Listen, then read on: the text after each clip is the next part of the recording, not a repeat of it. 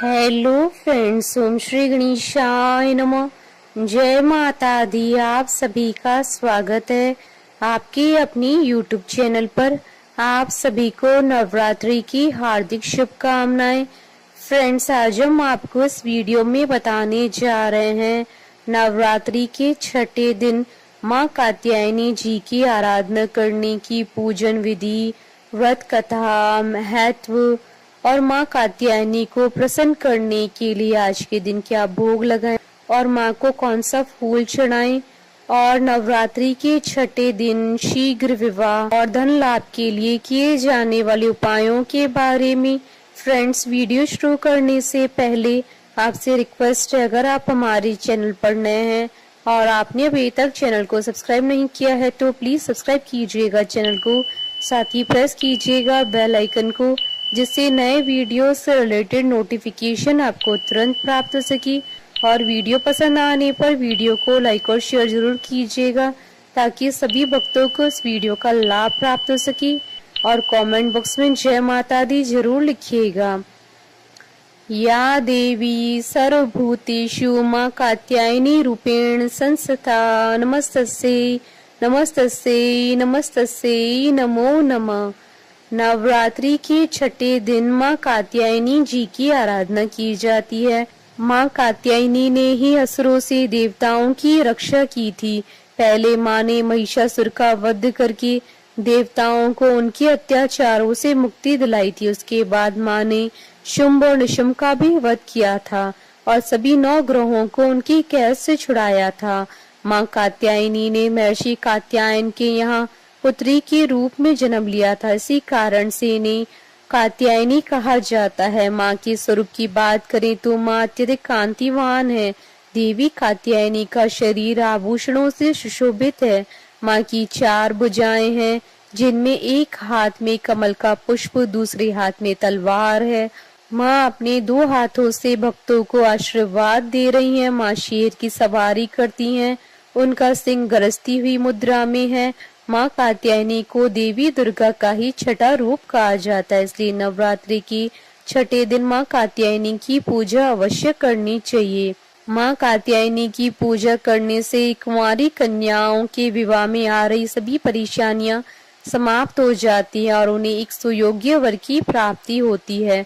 मान्यता है कि द्वापर युग में भी गोपियों ने भगवान श्री कृष्ण जी को पति के रूप में प्राप्त करने के लिए माँ कात्यायनी की पूजा की थी। अगर कुंडली में बृहस्पति खराब हो तो माँ कात्यायनी की पूजा करने से बृहस्पति के शुभ फल प्राप्त होने लगते हैं।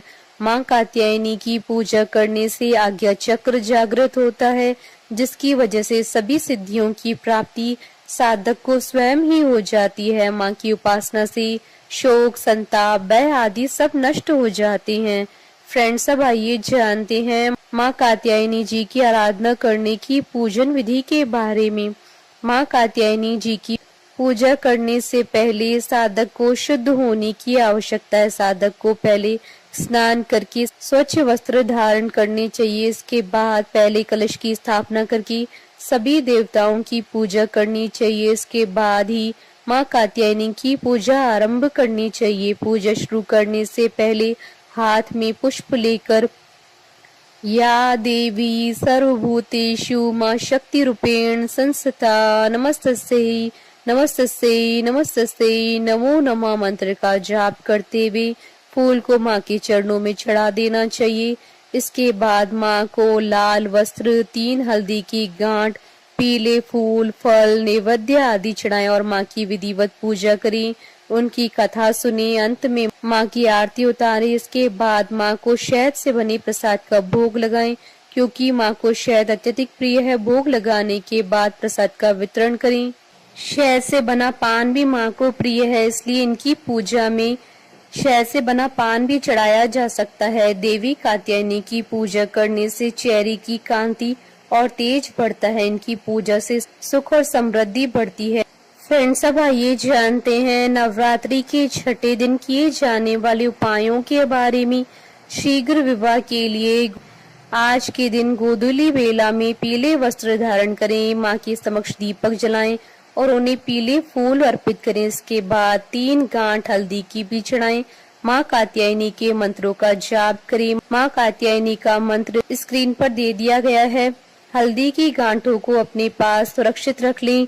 माँ कात्यायनी को शहद अर्पित करें। अगर ये शहद चांदी के या मिट्टी के पात्र में अर्पित किया जाए तो ज्यादा उत्तम होगा। इससे आपका प्रभाव बढ़ेगा और आकर्षण में भी वृद्धि होगी। आज के दिन माँ कात्यायनी का चित्र या यंत्र सामने रखकर रक्त पुष्प से पूजन करें। यदि चित्र में यंत्र उपलब्ध न हो तो माता दुर्गा जी का चित्र भी रखकर ओम ह्रीम नमः या फिर ओम देवी कात्यायने नमः मंत्र की 51 माला का नित्य जाप करें। इस उपाय को करने से मनोवांछित फल की प्राप्ति होगी, साथ ही ऐश्वर्य की भी प्राप्ति होगी। आज के दिन जो भक्त माता को 5 तरह की मिठाइयों का भोग लगाकर कुंवारी कन्याओं में प्रसाद के रूप में बांटते हैं, माता उनकी आय में आने वाली सभी बाधाओं को दूर करती हैं और व्यक्ति अपनी मेहनत और योग्यता के अनुसार धन अर्जित करने में सफल होता है। जिस जातक की जन्म कुंडली में शुक्र प्रतिकूल भाव, प्रतिकूल राशि या प्रतिकूल ग्रहों के साथ स्थित हो, उन जातक जातिकाओं को माँ कात्यायनी के मंत्रों का जाप करने से ग्रह की प्रतिकूलता का निवारण हो जाता है। फ्रेंड्स, अब आइए प्रारंभ करें माँ कात्यायनी जी की उत्पत्ति की कथा। पौराणिक कथा के अनुसार महर्षि कात्यायन ने माँ आदि शक्ति की घोर तपस्या की थी। उनकी तपस्या से प्रसन्न होकर माँ ने उन्हें उनके यहाँ पुत्री रूप में जन्म लेने का वरदान दिया था। माँ का जन्म महर्षि कात्यायन के आश्रम में ही हुआ था। माँ का लालन पोषण कात्यायन ऋषि ने ही किया था। पुराणों के अनुसार जिस समय महिषासुर नाम के राक्षस का अत्याचार बहुत अधिक बढ़ गया था, उस समय त्रिदेवों के तेज से माँ की उत्पत्ति हुई थी। माँ ने ऋषि कात्यायन के यहाँ अश्विन मास के कृष्ण पक्ष की चतुर्दशी के दिन जन्म लिया था।